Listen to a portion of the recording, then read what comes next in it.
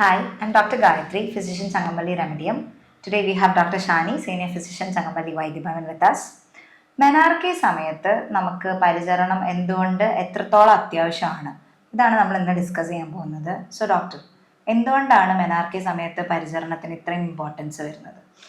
സ്ത്രീകളുടെ ജീവിതത്തിൽ ഏറ്റവും പ്രധാനപ്പെട്ട ഒരു കാലഘട്ടമാണ് മെനാർക്കി എന്ന് പറയുന്നത്. ആദ്യമായിട്ട് പീരിയഡ്സ് ആവുക കുട്ടികൾക്ക്, അത് ഒരു 9 വയസ്സ് തൊട്ട് എപ്പോൾ വേണമെങ്കിലും നമുക്ക് പ്രതീക്ഷിക്കാവുന്ന ഒരു കാലഘട്ടമാണ്. ഇപ്പോൾ നേരത്തെയാണ് കാണുന്നത്. കാരണം ഫുഡിൻ്റെ ഹോർമോണൽ ഫുഡുകളൊക്കെ കഴിക്കുന്നത് കൊണ്ട് തന്നെ ജങ്ക് ഫുഡൊക്കെ കുട്ടികൾ കൂടുതലായിട്ട് കഴിക്കുന്ന ഒരു കാലഘട്ടമാണ്. അതുകൊണ്ട് തന്നെ വളരെ നേരത്തെയാണ് ഇപ്പോൾ മെനോപോസ് കണ്ടുവരുന്നത്.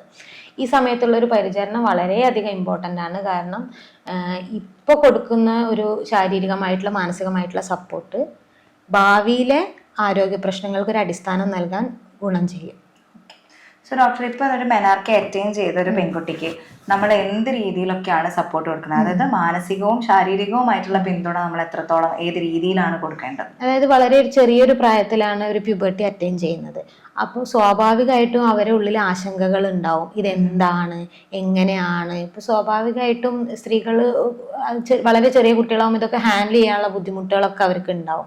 അപ്പോൾ നേരത്തെ നല്ല രീതിയിലുള്ള ബോധവൽക്കരണം ടീച്ചേഴ്സിൻ്റെ സൈഡിൽ നിന്നും പാരൻസിൻ്റെ സൈഡിൽ നിന്നും ഇവർക്ക് കൊടുക്കണം. ഇത് ഇങ്ങനെയാണ്, ഇത് നാച്ചുറൽ ആയിട്ടുള്ള ഒരു കാര്യമാണ്, ഇന്ന ഒരുക്കങ്ങൾ ഇതിന് വേണം, ഇങ്ങനെ സംഭവിച്ചാൽ എങ്ങനെയാണ് ചെയ്യേണ്ടതെന്നൊക്കെയുള്ള കറക്റ്റായിട്ടുള്ള അവയർനെസ് കുട്ടികൾക്ക് കൊടുക്കുക എന്നുള്ളതാണ് നമ്മൾ ആദ്യം ചെയ്യേണ്ടത്.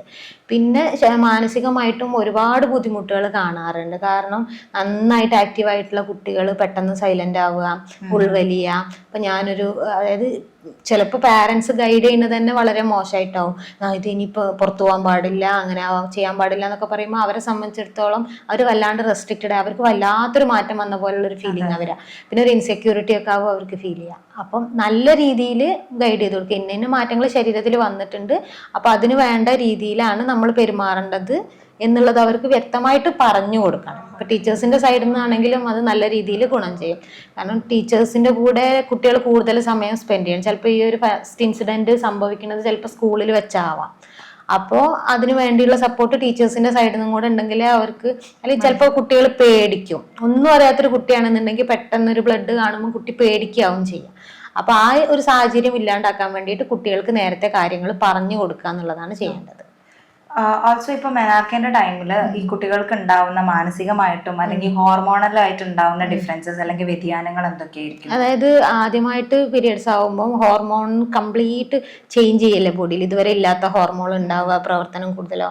അപ്പൊ ഇതൊന്ന് റെഗുലർ ആവാൻ വേണ്ടിയിട്ട് ചിലർക്ക് ടൈം എടുക്കും. പീരിയഡ്സ് റെഗുലർ ആവാൻ വേണ്ടിയിട്ടും അതിന്റെ ബുദ്ധിമുട്ടുകൾ, ഇപ്പോൾ ദോഷങ്ങൾ, വാതപിത്ത ദോഷങ്ങളുടെ ഒരു മോശാവസ്ഥയല്ല, ഒരു ദോഷാവസ്ഥയാണ് ഉണ്ടാവുക. അപ്പൊ ആ സമയത്ത് പിന്നെ പല രീതിയിലുള്ള ബുദ്ധിമുട്ടുകൾ ഈ പീരിയഡ്സ് ആവുന്നതിൻ്റെ ഒപ്പം തന്നെ വയറുവേദന, നടുവേദന, തലവേദന, പിന്നെ ദഹനം കറക്റ്റ് അല്ലാതിരിക്കുക, മോഷൻ കറക്റ്റ് പോകാണ്ടിരിക്കുക, ഇങ്ങനത്തെ ബുദ്ധിമുട്ടുകളൊക്കെ കുട്ടികൾക്ക് ഉണ്ടാവാറുണ്ട്. അപ്പോൾ അതൊക്കെ കറക്റ്റ് ചെയ്യാൻ വേണ്ടിയിട്ട് നല്ലൊരു ഡോക്ടറെ ഗൈഡ് ലൈൻ സ്വീകരിച്ചിട്ട് അതിനനുസരിച്ച് വേണം ചെയ്യാൻ വേണ്ടിയിട്ട്. അപ്പൊ തന്നെ ഒരുപാട് കാര്യങ്ങൾ ബുദ്ധിമുട്ടുകൾ, അത് പാരൻസിന് അറിയാത്ത കാര്യങ്ങൾ അറിയുന്നവരോട് ചോദിച്ച് ക്ലിയർ ചെയ്തിട്ട് അവർക്ക് വേണ്ട രീതിയിലുള്ള ഇത് കൊടുക്കുക. ഭയങ്കരമായിട്ടുള്ള ഒരു സപ്പോർട്ടാണ് ആ സമയത്ത് കുട്ടികൾക്ക് വേണ്ടത്. ഒന്നും വേണ്ട, അവരൊന്ന് കെയർ ചെയ്ത് അവരൊപ്പം നിന്ന് അവർക്ക് വേണ്ട കാര്യങ്ങൾ പറഞ്ഞു കൊടുക്കുക. ടീച്ചേഴ്സ് ആണെങ്കിലും കുട്ടികളാണെങ്കിലും സിസ്റ്റേഴ്സ് ആണെങ്കിലും പാരൻസ് ആണെങ്കിലും ഒക്കെ അവരോട് നല്ല രീതിയിൽ സഹകരിച്ച് സംസാരിക്കുക, കൂടുതൽ ഇന്ററാക്ട് ചെയ്യുന്നതൊക്കെ നല്ല രീതിയിൽ ഗുണം ചെയ്യും.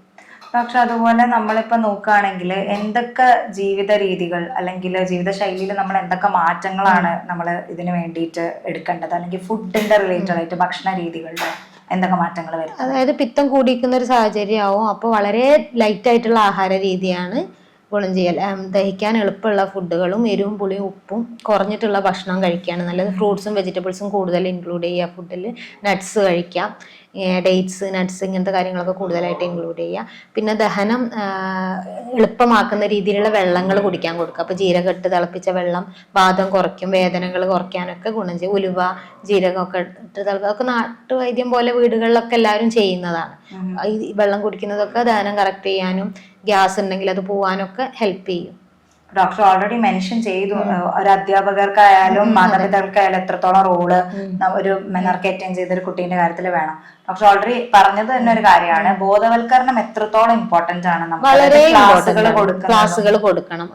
ഒരു UP സ്കൂൾ ആവുമ്പോഴത്തേക്ക് തന്നെ സ്കൂളുകളിൽ തന്നെ അത് അറേഞ്ച് ചെയ്യുകയാണെന്നുണ്ടെങ്കിൽ വളരെയധികം ഗുണം ചെയ്യും. പിന്നെ ചെറിയ രീതിയിലുള്ള കാര്യങ്ങൾ വീട്ടിൽ നിന്ന് പറഞ്ഞു കൊടുക്കാം.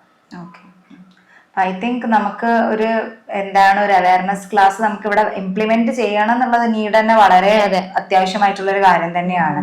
അപ്പൊ ഈ ഒരു സെഷൻ എല്ലാവർക്കും യൂസ്ഫുൾ ആയിരിക്കും എന്ന് വിചാരിക്കുന്നു. Thank you so much doctor.